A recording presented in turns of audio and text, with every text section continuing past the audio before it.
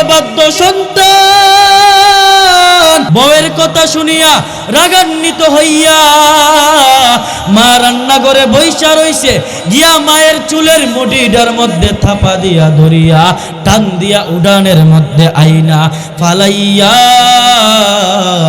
এমন ভাবে মারছে, মারতে মারতে মারতে মারতে মাটাকে বেহুশ করে ফেলছে। বাবা বাড়িতে নাই। হঠাৎ করে বাবা আইসা দেখে তার মাকে মারতেছে, দৌড়ায়া গিয়া ছেলের পাজনটাকে ধরছে, গিয়া বলতেছে, বাজান তুই তোর মাকে কেন মারতেছিস রে বাজান? এরে বাজান, তোর মা তোকে 10 মাস 10 দিন গর্ভে ধারণ করেছে, আজকে তুই তোর মায়ের গায়ে কিভাবে হাত তুলতে পারলি? হুজুর বিশ্বাস করবেন না রে, যখন তার মারতে গিয়ে আমি বাধা দিছি, সে তার মাকে চাইরা আমাকে এমন ভাবে মারছে, মারতে মারতে মারতে মারতে আমার পিছনে কালো দাগ ফেলছে। নাউজুবিল্লাহ। তোমার স্মৃতি আজ বারে বারে কেন যে পড়ছে মনে,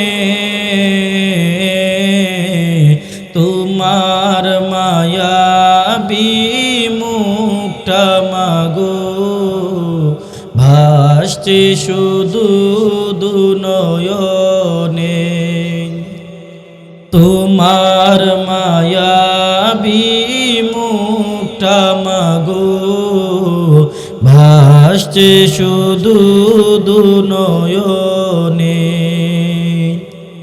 মা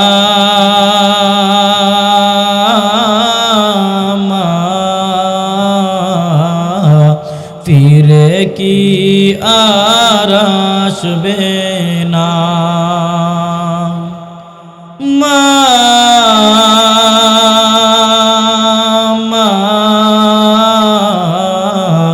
ফিরে কি আর আসবে না?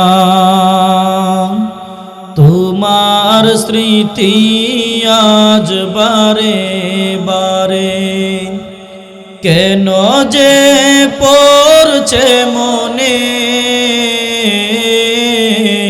তোমার মায়াবী মুখটা মাগো ভাসছে শুধু দুনয়নে, তোমার মায়াবী মুখটা মাগো ভাসছে শুধু দুনয়নে। আদর সুহাগার ভালোবাসায় ভরিয়ে দিতে মাগো তুমি আমায়, আদর সুহাগার ভালোবাসায়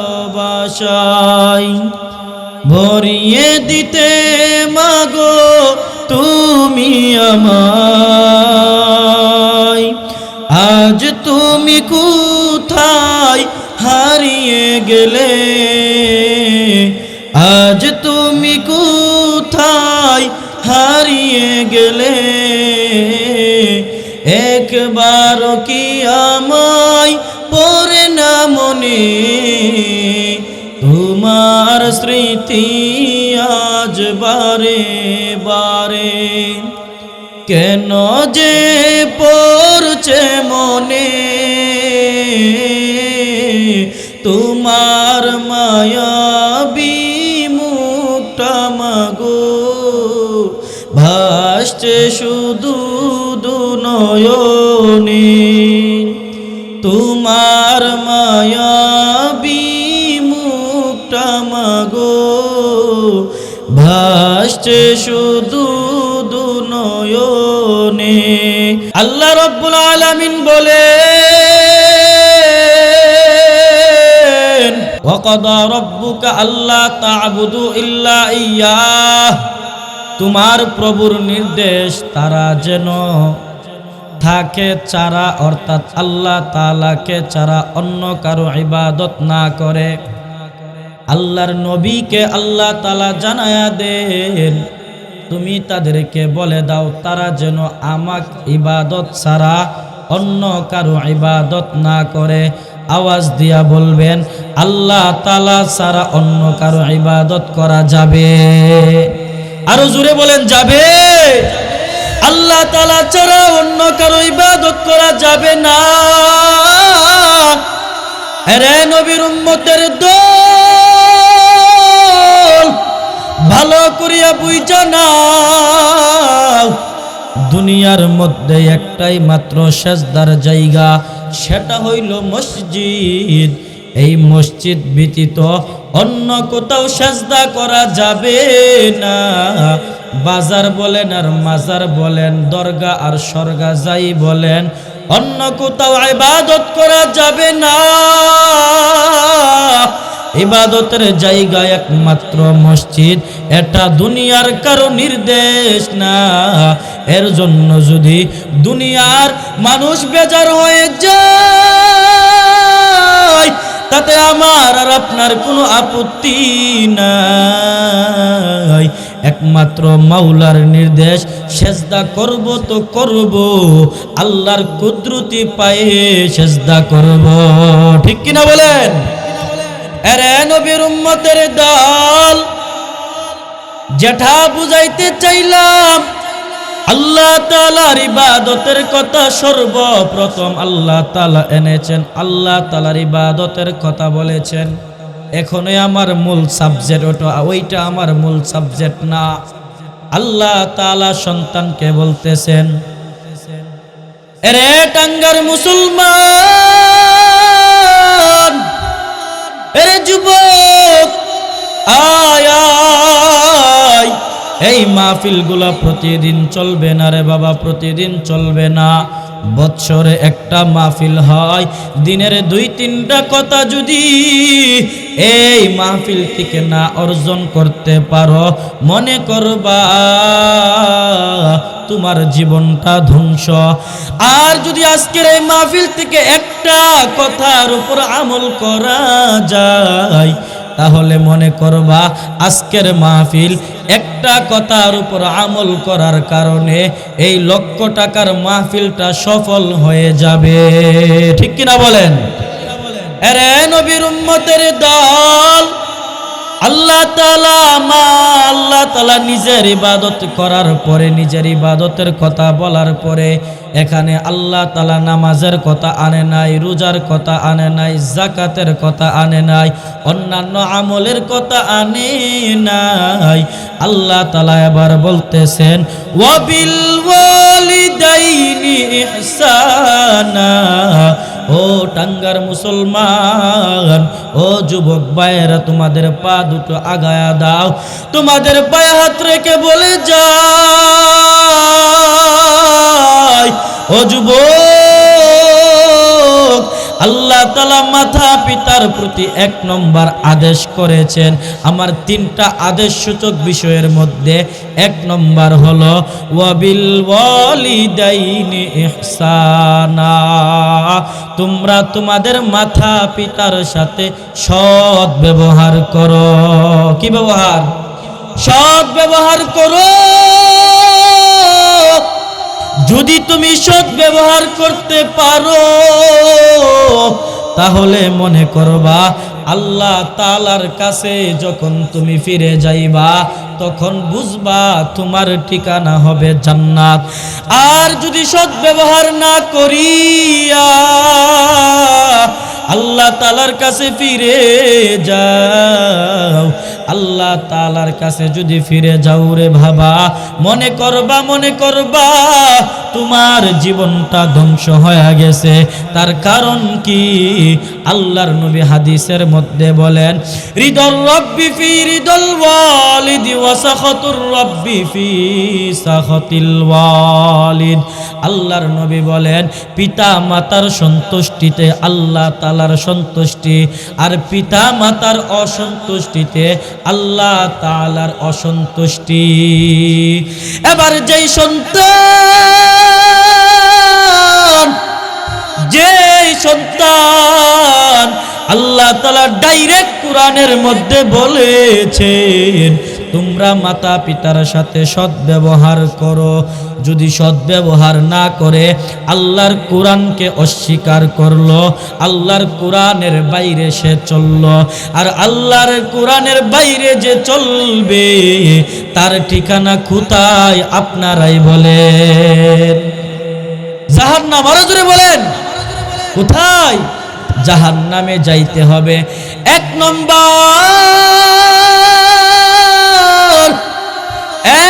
নম্বর আদেশ হলো, ও সন্তান, ও যুবক ভাই, আজকে তোমাদের এত সুন্দর আয়োজন থেকে যদি তুমি এটা শিক্ষা গ্রহণ করতে না পারো, আজকে সন্তান দেখা যায় মোটর সাইকেলের জন্য বাবার গায়ে হাত তুলে আসে না নাই? মোবাইলের জন্য বাবার গায়ে হাত তুলে আসে না নাই? আরো জোরে বলেন আছে না নাই? ও ভাই, মোটর সাইকেল লইয়া প্রেমিকাকে পিছে নিয়া নিয়া তুমি ঘুরবা, এটার জন্য বুঝি তোমার বাবার গায়ে হাত তুলো? কেমন অবাধ্য সন্তান, কেমন অবাধ্য সন্তান হইলে দুনিয়ার মায়া জালে পড়িয়া, দুনিয়ার একটা নষ্টা নারীর পিছনে পড়িয়া তার নিজের বাবা মায়ের গায়ে হাত তুলে। যেই ব্যক্তির দুনিয়াতে বাবা মা দুনিয়াতে বেঁচে আছে আর সে বাবা মায়ের খেদমত কইরা জান্নাত হাসিল করতে পারলো না, তার ঠিকানা জাহান্নাম ছাড়া আর কোথাও না। ঠিক কিনা বলেন? এরে নবীর উম্মতের দল, ভালো কইরা শুইনা নাও, ভালো কইরা বুইঝা নাও রে বাবা। আজকের এখান থেকে তুমি প্রতিজ্ঞা করবা, অতীতে যদি বাবা মায়ের সাথে খারাপ আচরণ করেও থাকো, আজকে রাতের পর থেকে গিয়া বাবা মায়ের পায়ে ধইরা মাফ চাইবা আর বলবা, ও আম্মা, ও আব্বা, ও আব্বা, অতীতে তোমার জন্যে তোমার সাথে আমি বড় খারাপ আচরণ করেছি গো আব্বা। ও আব্বা, তুমি যদি আমাকে মাফ না করো গো আব্বা, আল্লাহ তাআলা আমাকে মাফ করবে না, কারণ মরণের কোনো গ্যারান্টি নাই।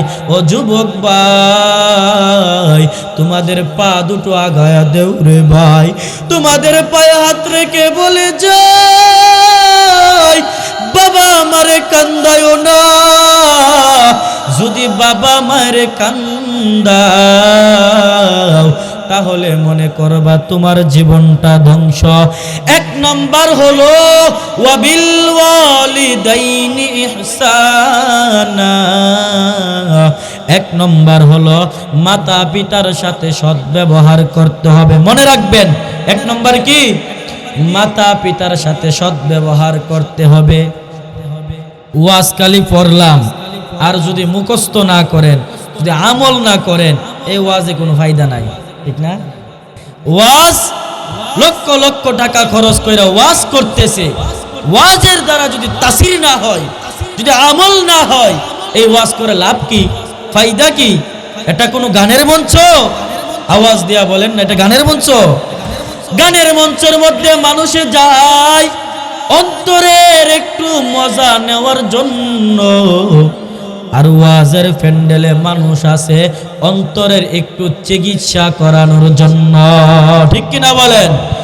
এরে নবীর উম্মতের দল, এই জন্য বাবা কিছু কথা বলবো, যদি মনে করেন গায়ে পইরা গেছে, তখন মনে করবা হুজুর আমাকে গালি দিছে না। খুদার কসম করে বলি রে বাবা, খুদার কসম করে বলি রে যুবক ভাই, আপনাদেরকে আমাদের গালি দেওয়া উদ্দেশ্য না, আপনাদেরকে পায়ে ধরে ধরে ধরে ধরে ধরে ধরে গোটা বাংলাদেশে বুঝায়া যায় যেন তোমরা দিনের পথে থাকতে পারো।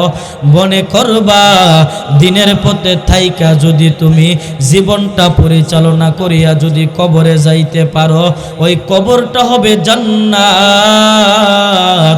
আর যদি দিনের পথে না তাইকা অসৎ পথে তাইকা যদি কবরে যাও, ওই কবরটা হবে জাহান্নাম। কেন তোমাদেরকে কথা বলি, কেন তোমাদেরকে আমরা পায়ে ধরে ধরে ধরে ধরে বুঝাই? ও ভাই, মরণের কোনো গ্যারান্টি না, ঠিক কিনা? মরণের গ্যারান্টি আছে? গতকালকে এক জায়গায় মাহফিল করেছি, গতকালকের আগের দিন এক জায়গায় মাহফিল করেছি। এই যুবক বাইঠার মতো আমার একটি অপারেটর ছিল। ভৈরবের অঞ্চলে যতটা মাহফিল আমি করি, তার মাইকের সাউন্ড বড় ভালো, বড় চমৎকার। আমি বসলেই সে বুঝে ফেলে হুজুর বসছে, খুব সাউন্ডটা ক্লিয়ার করতে হবে। আমি বসার সাথে সাথেই সে বলে হুজুর আপনি বসেন, আমি সাউন্ড ক্লিয়ার করে দিচ্ছি। এত আদরের মুহাব্বতের একজন প্রিয় মানুষ। মাহফিল শেষ করে বাড়িতে যাওয়ার পথে 9 তারিখে মাহফিল করেছি, বাজতে বাজতে 12টা বাইজা গেছে। 10 তারিখে সকালবেলা মোবাইলটা খুইলা দেখি এই যুবক 25 বছরের টাটকা যুবক দুনিয়া থেকে বিদায় নিয়ে চইলা গেছে। 25 বছরের টাটকা যুবক, এত মুহাব্বতের মানুষ ছিল, মরণের কোনো গ্যারান্টি নাই। আমার বয়স তার বয়স বেশি পার্থক্য হবে না, দুনিয়া থেকে বিদায় নিয়ে চইলা গেছে। ও যুবক ভাই, শক্তির বড়াই আর কতদিন করবা? শক্তি দিয়া তুমি দুনিয়াতে টিকে থাকতে পারবা না রে বাবা, শক্তি দিয়া তুমি দুনিয়াতে বেঁচে থাকতে পারবা না। যৌবন থাকতে যৌবনের কদর করো, যৌবন থাকতে তুমি মাতা পিতার কদর করো। যৌবন হারাইয়া যদি মাতা পিতার কদর করতে যাও, নিজেকে নিয়ে টানাটানি শুরু হয়ে যাইবে। মাতা পিতাকে কখন কদর করবা? ঠিক কিনা বলেন? এরে নবীর উম্মতের দল, 1 নম্বর হলো মা বাবার সাথে সৎ ব্যবহার করতে হবে। এবার আসুন 2 নম্বরে আমরা যাই। আল্লাহ তাআলা বলেন ইম্মা ইয়াবলুগান্না ইনদাকাল কিবরা আহাদুহুমা আও কিলাহুমা ফালা তাকুল লাহুমা উফিন। আল্লাহ তাআলা এবার সন্তানদেরকে 2 নম্বর আদেশটা জানায়া দেন। ও যুবক ভাই, মনের কান লাগায়া শুনো, এই কথাগুলো প্রতিদিন হইবে না রে বাবা। 2 নম্বর হলো ইম্মা ইয়াবলুগান্না ইনদাকাল কিবরা আহাদুহুমা আও কিলাহুমা ফালা তাকুল লাহুমা উফিন। আল্লাহ তাআলা আবার বলেন সন্তানদেরকে, ও সন্তানরা শুনো, তোমার মাতা পিতার 2 জনের একজন যদি তোমার জীবদ্দশায় বার্ধক্যে উপনীত হয়ে যায়, অথবা 2 জনই যদি বার্ধক্যে উপনীত হয়ে যায়, বার্ধক্য বুঝেন তো, বৃদ্ধ বুইরা হয়ে যায়, বৃদ্ধ হয়ে যায়। মাতা পিতা যদি তোমার জীবদ্দশায়, তোমার আম্মা আব্বা যদি বৃদ্ধ হইয়া যায়, তাহলে কি করবা শুনিয়া নাও। আল্লাহ তাআলা বলেন ফালা তাকুল লাহুমা উফিন, তাদের সাথে উফ শব্দটা পর্যন্ত বলো না। আল্লাহ তাআলা কি বলছেন? উফ। এটা কি নিয়ে বলা হয়? হঠাৎ করে বাবা বৃদ্ধ হইলে বলে বাজান আমি বাজারে যাইতে হাঁটতে পারতেছি না, 1 লিটার তেলের প্রয়োজন, সংসারে তোমার আম্মা রান্না বান্না করব, যাও 1 লিটার তেল তুমি ওই ডাঙ্গার বাজার নিবাসে ডাঙ্গার বাজার থেকে নিয়ে আসো। 1 লিটার তেল ডাঙ্গার বাজার থেকে তুমি নিয়ে আসো।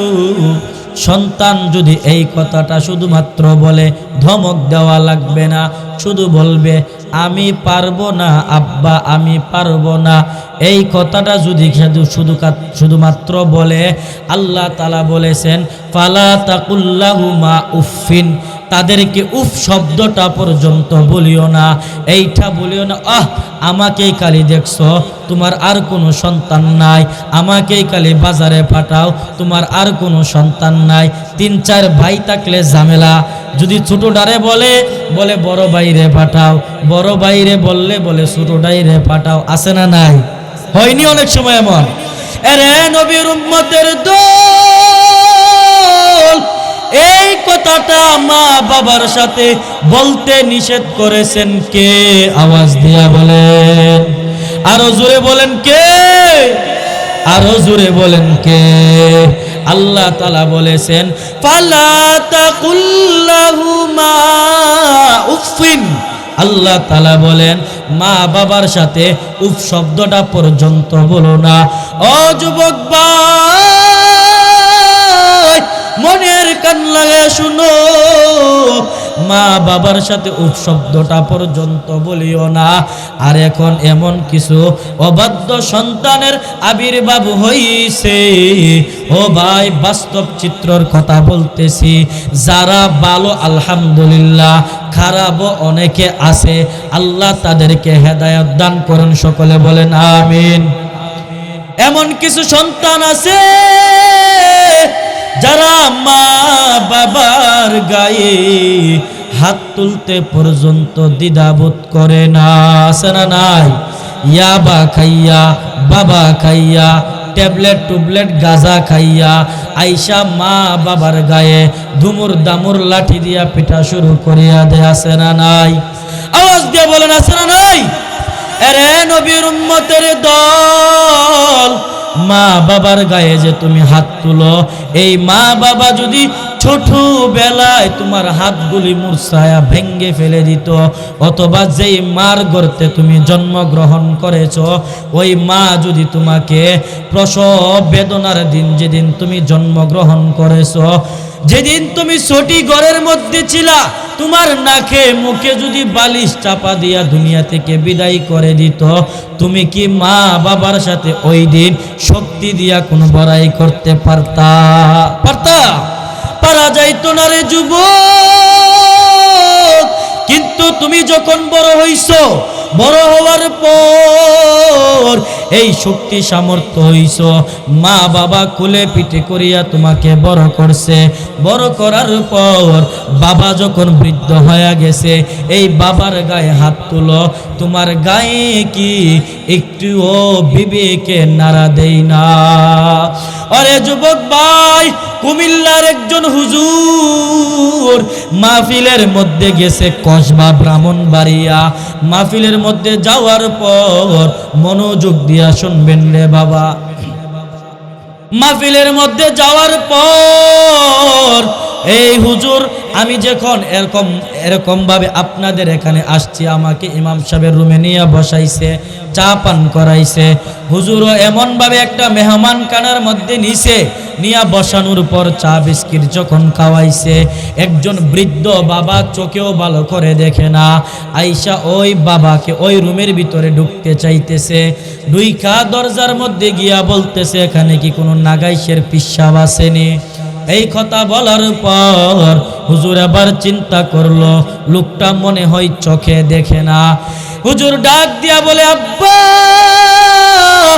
ও বাজান, আপনাকে দেখে তো অনেক বৃদ্ধ মনে হইতেছে, আমি নাগাইশের হুজুর, আমি এখানে আসি, বাজান আপনি ভিতরে আসেন। এই কথা বলিয়া লোকটা ভিতরে গেল, সাথে আরো অনেক মানুষ বসে কথাবার্তা বলতেছে। ওই বৃদ্ধ লোকটা আবার হুজুরকে ডাক দিয়া বলে, হুজুর আপনার সাথে 2 মিনিট একটি কথা বলার জন্য আসছিলাম। হুজুর এবার বলতেছে, বাজান কি বলবা বলো।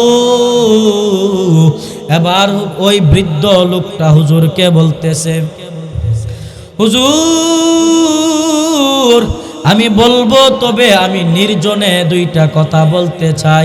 এই যে এতগুলো মানুষ দেখা যায়, তাদেরকে একটু রুম থেকে বলেন বের হয়ে যাইতে। হুজুর বলতেছে, কি কথা না জানি বলে, ঠিক আছে আপনারা একটু বের হয়ে যান। তাদেরকে বের করে দেওয়ার পরে এই বৃদ্ধ লোকটা আবার হুজুরকে বলতেছে, হুজুর আমার গায়ের মধ্যে একটা চাদর আছে, একটা পাঞ্জাবি আছে, আপনি অনুমতি দিলে আমার এই চাদরটা পাঞ্জাবিটা আমি একটু আপনার সামনে খুলতে চাই। হুজুর আবার বলতেছে, আব্বা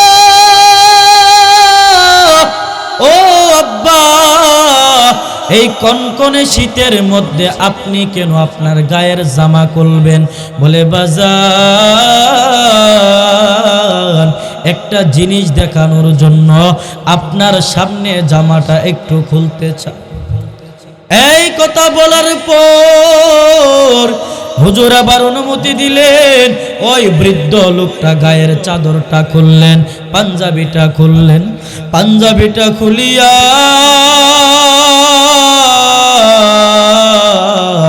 এবার হুজুরকে পিঠটা, হুজুরের দিকে পিঠ করিয়া পিঠটা দেখাইতেছে। হুজুর পিঠটা দেইকা চিৎকার দিয়া বলে, ও আব্বা, আপনার সমাজে কি কোনো মানুষ নাই? আপনার সমাজে কি কোনো মানুষ নাই? ওই বৃদ্ধ লোকের পিঠটা গরুরে পাজন দিয়া বাইরাইলে যেরকম ভাবে কালো কালো দাগ হইয়া ফুলিয়া যায়, গরুর পাজন দিয়া এই বৃদ্ধ লোকের পিঠের মধ্যে এমন ভাবে মারছে, মারার কারণে তার পিঠের মধ্যে কালো কালো দাগ পড়িয়া গেছে। এইটা দেইখা হুজুর আর সহ্য করতে পারে নাই। হুজুর আবার চিৎকার দিয়া উঠছে, বলতেছে, ও আব্বা, আপনার সমাজের মধ্যে কি কোনো মানুষ নাই? এই কামটা বৃদ্ধ বয়সে আপনার সামনে কে করলো গো আব্বা? এই কথা বলার পর এবার ওই বৃদ্ধ লোকটা বলতেছে, হুজুর, আমার সাথে আচরণ কেউ করে নাই, কেউ করে নাই, তবে যে আমার সাথে আচরণটা করছে আমি বলতে পারবো না গো হুজুর। হুজুর এবার বলতেছে, বাজান, আপনি নির্দ্বিধায় আমার সাথে আপনার দুঃখটা প্রকাশ করেন। যদি বলেন আমার মনটা শান্ত হইবে, আর যদি না বলেন আমার মনটা শান্ত হইবে না। এবার হুজুর বলতেছে, ওই বৃদ্ধ লোকটাকে বলতেছে, ওই বৃদ্ধ লোকটা এবার হুজুরকে বলতেছে, হুজুর, আমার 4টা কন্যা সন্তান হয়েছে, আমার 4টা কন্যা সন্তান হয়েছে, হওয়ার পর আমার কোনো ছেলে নাই, আমার ছেলে নাই, আমার ছেলে হয় না। আল্লাহর কাছে কান্নাকাটি করিয়া আমি একটা সন্তানের বাবা হইলাম। সমাজে এমন পরিবার আছে না যার 4টা কন্যা সন্তান কিন্তু একটাও ছেলে নাই? আছে না নাই? আওয়াজ দিয়া বলেন না, আছে না নাই? আবার এমনও সন্তান আছে 5 জন ছেলে কিন্তু একটা মেয়ে নাই। আছে না নাই? এরে নবীর উম্মতের দল, এই বৃদ্ধ লোক এবার বলতেছে, হুজুর, আমার 4টা কন্যা সন্তান, একটা ছেলেও নাই। আমার এই আল্লাহর কাছে কান্নাকাটি করিয়া একটা সন্তান আনলাম, ছেলেটা আনলাম। আনার পর এই ছেলেটাকে আমি এমন ভাবে আদর করেছি গো হুজুর, ও হুজুর, এই ছেলেটা যখন আস্তে আস্তে বড় হইছে, তার মায়ের চাইতে আমি বাবা তাকে বেশি আদর করেছি। যখন সে একটু বড় হইছে, টিপ টিপ করে হাঁটতে পারে, এমন বাবা আছে রে, সন্তান যখন হাঁটতে পারে কাঁধে করে করে বাজারে নিয়ে যায়। ওই বৃদ্ধ লোকটা বলতেছে, হুজুর, আমার এই সন্তানটা যখন টিপ টিপ করে হাঁটতেছে, আমার সন্তানটাকে আমি কাঁধে করে করে বাজারে নিয়ে গেছি। আমার নিজের জন্য যদি একটা লুঙ্গি কিনেছি, আমার সন্তানটার জন্য ছোট একটি লুঙ্গি কিনে দিছি, যেন তার মনে কোনো কষ্ট না থাকে। বাবার আউশ আসেনি? এই সন্তান যখন আমি বাজারে গেছি, বাজারে যাওয়ার পর আমার জন্য যদি একটি বড় গামছা ক্রয় করেছি, আমার সন্তানটার জন্য একটি ছোট গামছা ক্রয় করেছি, এমন ভাবে সন্তানটাকে লালন পালন করিয়া বড় করার পরে ওই সন্তানটাকে আমি বিবাহ করাইছি।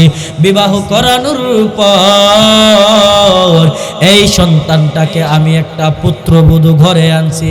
আল্লাহর রহমতে একটা নাতি হয়েছে। নাতি হওয়ার পর হঠাৎ করে আমার নাতিটা অসুস্থ হয়ে যায়। ডাক্তারের কাছে নিয়ে গেছি। ডাক্তার এবার বলতেছে আপনার নাতির নিউমোনিয়া রোগ হয়ে গেছে। বাচ্চার হয় না, ঠান্ডা লাগে না?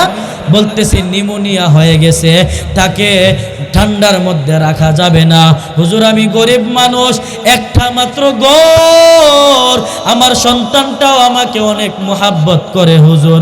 আমরা থাকতাম বড় ঘরে, আমার সন্তান আর আমার পুত্র বধূ থাকতো একটি কোণে ঘরে, রান্না ঘরে থাকতো, বেড়ার ফাঁক দিয়া বাতাস ঢুকে। যখন শুনছি ডাক্তার বলছে আমার নাতিকে ঠান্ডার মধ্যে রাখা যাবে না, তখন আমি বলেছি বাবা আমি আর তোমার মা তো বৃদ্ধ হয়ে গেছি, বাঁচবো আর কয়দিন। আমরা কোণে ঘরে রান্না ঘরে থাকি, আমার নাতিটার যেন কষ্ট না হয়, তোমরা গিয়া বড় ঘরে থাকো। মা বাবার দরদ আসেনি?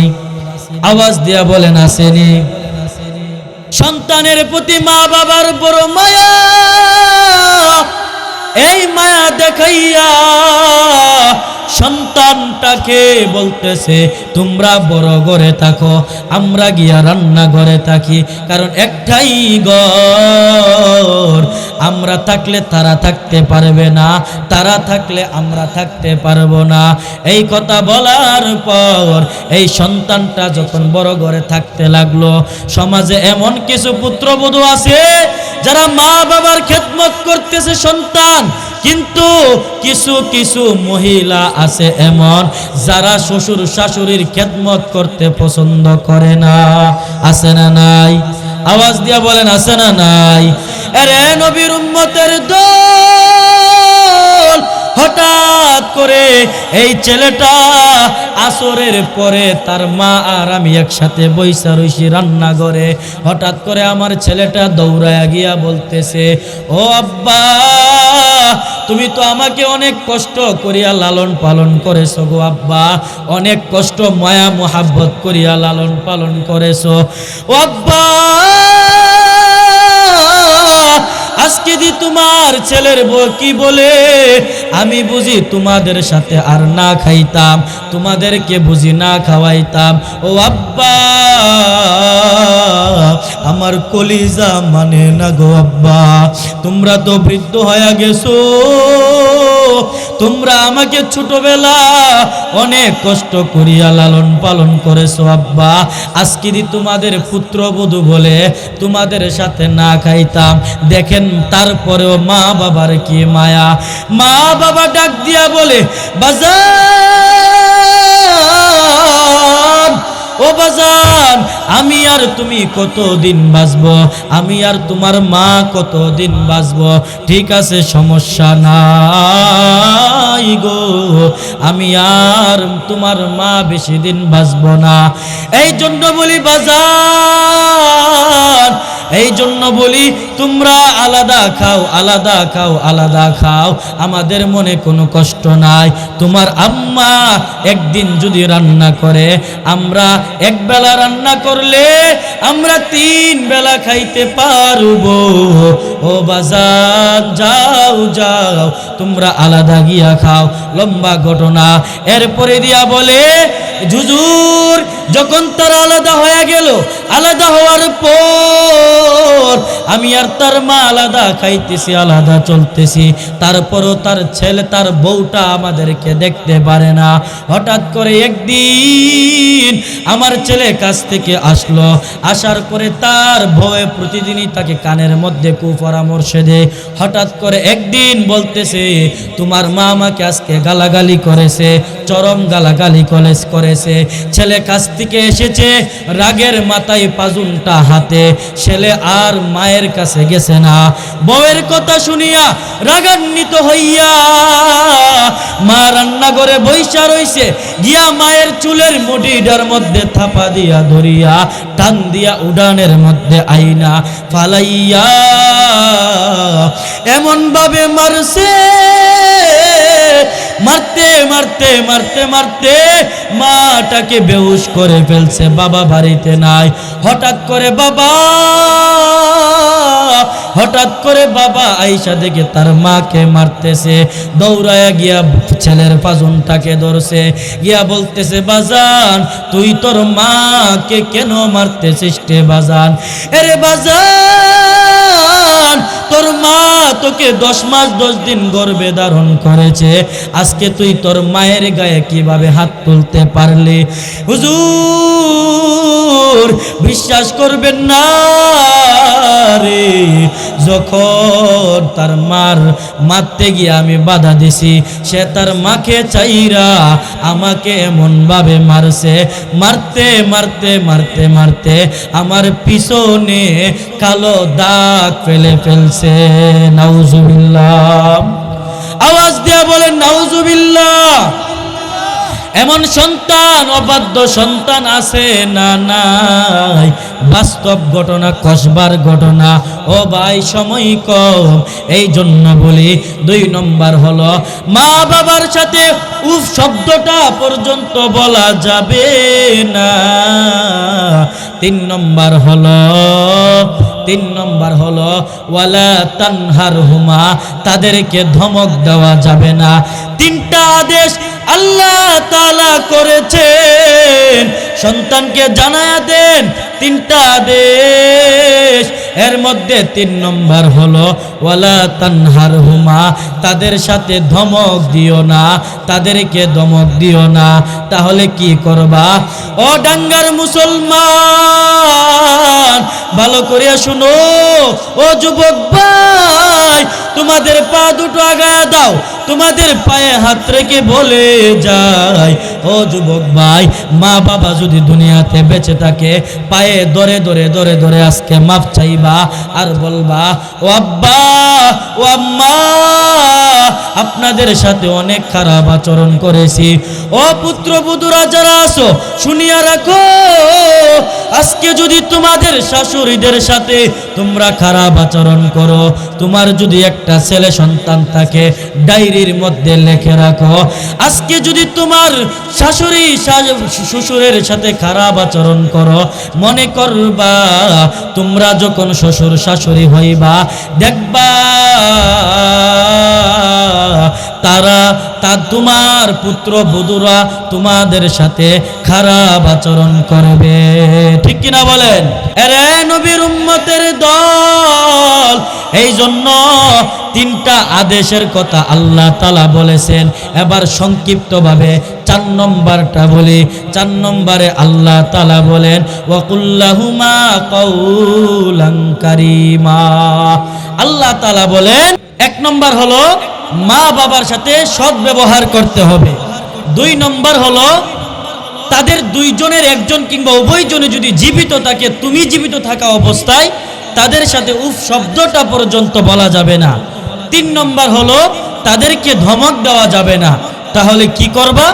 আল্লাহ তাআলা বলেন, ওয়াকুল্লাহুমা কাউলান কারীমা, তাদের সাথে সম্মানজনক আচরণ করো।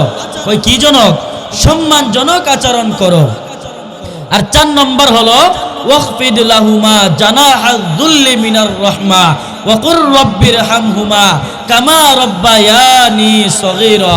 আল্লাহ তাআলা এবার 5 নম্বরে বলতেছেন যে তাদের সামনে তোমাদের বিনয়ের ডানাগুলা বিছায়া দাও। আল্লাহ তাআলা যে 4 নম্বরে বলছেন সম্মানজনক আচরণ করো, বলে কেমন সম্মান? ওয়াখফিদ লাহুমা জানাহাদ দুল্লি মিনার রাহমা, তাদের সামনে তোমরা বিনয়বনত হও, তোমাদের ডানাগুলা তাদের সামনে বিছায়া দাও, এমন ভাবে বিছায়া দাও যে তারা যদি কোনো কথা বলে, বুইরা হয়ে গেলে অনেক সময় বেশি বেশি কথাও বলতে পারে, তারপরও তাদের সাথে কোনো খারাপ আচরণ করা যাবে না। বুঝতে পারছেন? এবার হলো 5 নম্বর, যাদের আম্মা আব্বা দুনিয়াতে আছে আলহামদুলিল্লাহ, যাদের নাই তাদের জন্য এটা বিশেষ আমল, কারণ তাদের জন্য আর কোনো করণীয় নাই, একটাই করণীয় হলো তারা সবাই আমার সাথে বলবেন রব্বির হামহুমা কামা রব্বায়ানি সগীরা। যাদের আম্মা আব্বা দুনিয়াতে আছে তারা সব সময় মুনাজাতে বলবেন, আল্লাহ তাআলা শিখায়া দিতেছেন আপনাদের বানানো দোয়া না, আমার বানানো দোয়া না। আল্লাহ তাআলা বলেন তুমি তোমার মা বাবার জন্য এই দোয়া করো, ও দয়ার মালিক আমার আম্মা আব্বা আমার শৈশবে যেমন ভাবে লালন পালন করেছে তাদের প্রতিও আপনি রহমত নাজিল করুন। সুবহানাল্লাহ। যাদের আম্মা আব্বা দুনিয়াতে আছে তাদের জন্য এই দোয়া করবেন, যাদের নাই আপনারা মুনাজাত লইয়া লইয়া এই 5টা কথার উপর আমল করবেন এবং এই দোয়াটা আম্মা আব্বার জন্য করবেন। মা বাবার সাথে বেয়াদবি করবেন না। শুধু যুবক ভাইরা হাত তুলেন, বলেন শুধু যুবকরা হাত তুলেন, যুবকরা যাদের আম্মা আব্বা আছে এবং যারা মনে করেন যুবকরা কই হাত তোলেন, আরো হাত তোলেন, বলেন যে আমরা আজ থেকে, বলেন আমরা আজ থেকে মা বাবার সাথে বেয়াদবি করব না, মোবাইলের জন্য মা বাবাকে কষ্ট দিব না,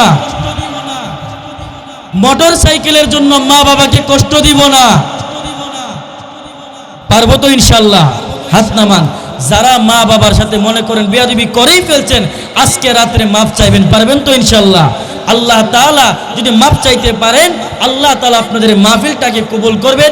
যেই 6টা কথা বললাম আগে আমাকে আমল করার, আমাদের সকলকে আমল করার তৌফিক দান করুন। সকলে বলেন আমিন। ওয়া আখির দাওয়ানা আনিল হামদুলিল্লাহি রাব্বিল আলামিন। আসসালামু আলাইকুম ওয়া রাহমাতুল্লাহি ওয়া বারাকাতুহু।